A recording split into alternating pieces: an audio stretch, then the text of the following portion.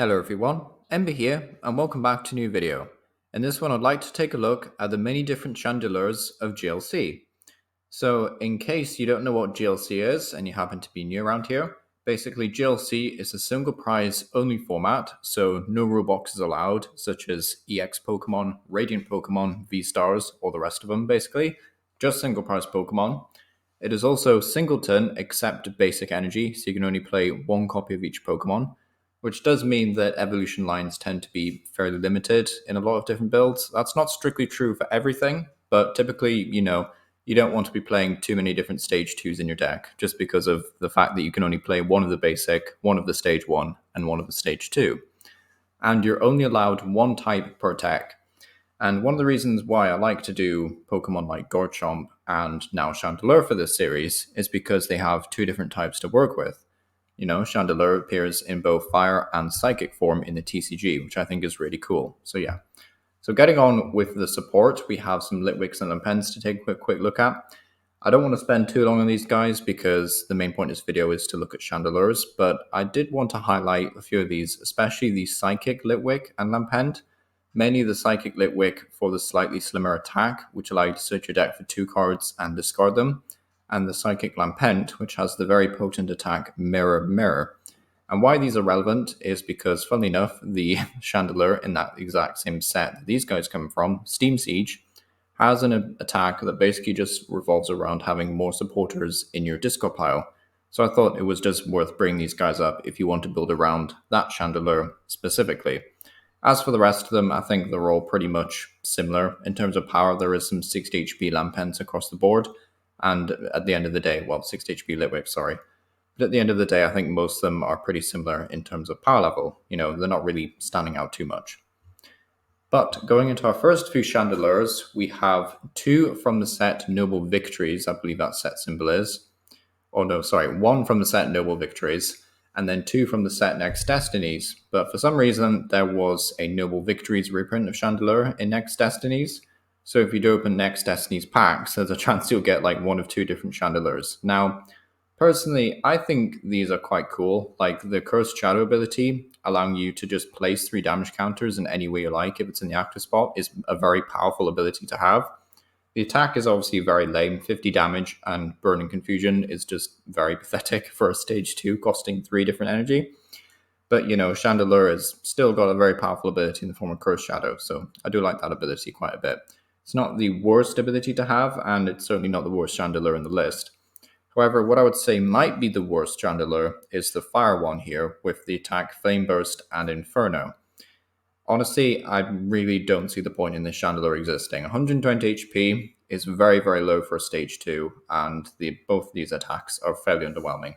Even in like a fire spread deck, there's definitely way, way better options. So yeah, pretty grim in that department. Next up though is we have a Chandelure from Plasma Freeze.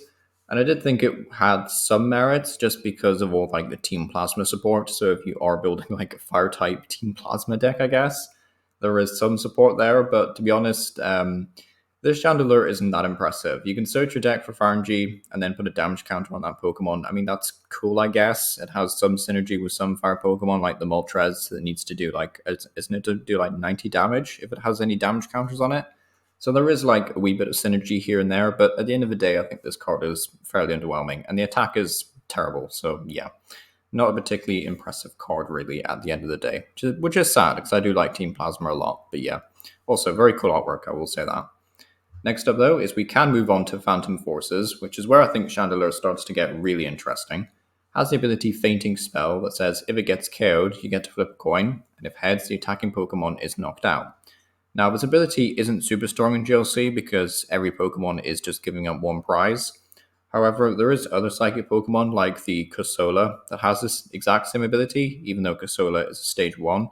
So you could try, I guess, build a deck around these sorts of abilities and just try and like KO your opponent's Pokemon every time they get a KO.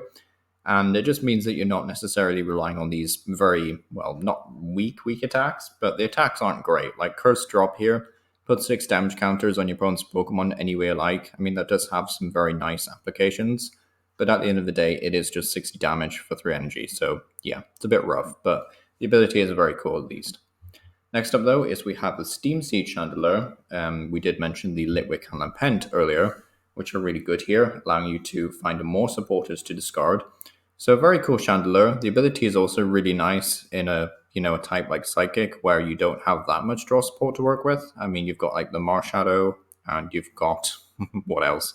Mew from Celebrations, Xatu, I guess, Gardevoir. I suppose there is quite a few options, but at the end of the day, Sinister Selection isn't a bad ability to hand. It's basically just an acrobite, but yeah, kind of a cool ability. And then the Past Friends attack, doing 10 damage and 10 more damage for each support card in your discard pile, which I like thematically. I think this is a really cool card to build a deck around, but the problem then becomes how many supporters do I actually need in my discard pile before I'm doing relevant damage?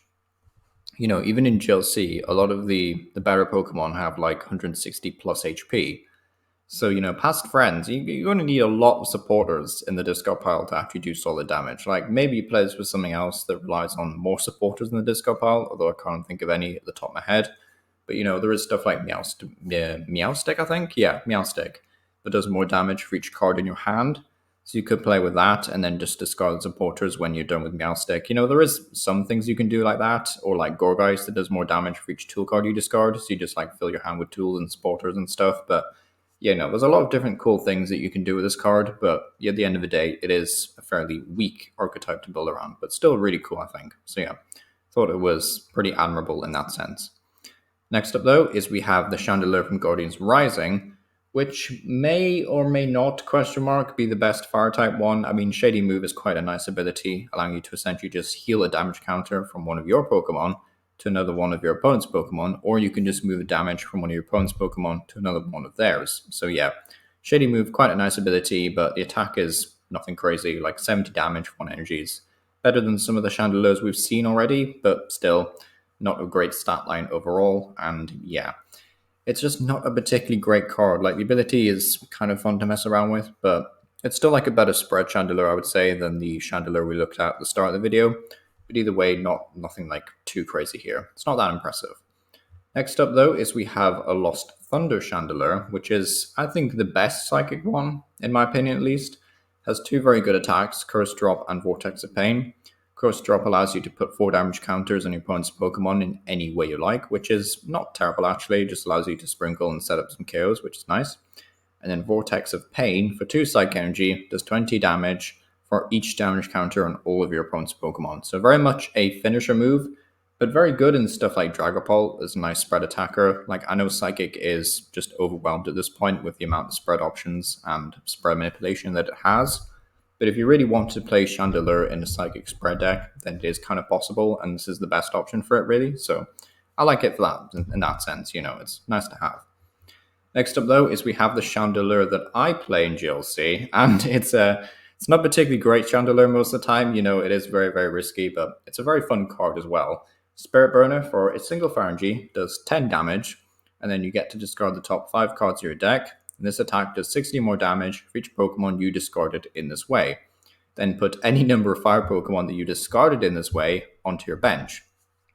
So basically, you can use this attack to get like a massive 1-KO on another stage 2 or big basic like Guzzlord. And then you can put loads of fire Pokemon, like stage 1s and stage 2s especially, onto your bench. So things like Blaziken, Delphox, Charizard, and Magcargo mainly. So yeah, a very, very fun attack to use. It's not like super consistent, of course, most of the time. But if you do get Magcargo in play before you use this attack, then Magcargo will allow you to smooth over for 1 more card from the deck. So you can like guarantee hitting at least 1 Pokemon to do 70 damage, which, it isn't terribly great, but if it does cheat out with stage 2 or something, then it can be quite nice. But yeah, I do like this Chandelure a lot. It is a lot of fun to use, but again, quite a risky card, It's cool when it pays off, but it is very risky. Next up, though, is we have a one from Rebel Clash, which honestly is not terrible. Like, the ability Protective Glow, just giving all your Pokemon with energy attached to them no weakness, is alright, I guess. It just means that if you really don't like playing against water, then you have something for that, I guess. Like Mirage Flare for a Fernicolis doing 110, and also Inflicting Confusion is actually more damage than most of these Chandelures are usually doing. So that's quite nice in that sense. But yeah, Overall, not that impressive, but at the end of the day, not like the worst Chandelure by any means. It's just a wee bit boring, I would say, flavor wise. If I'm playing Chandelure, I want to do something a bit more interesting than removing weakness. But yeah, it is kind of cool, I guess.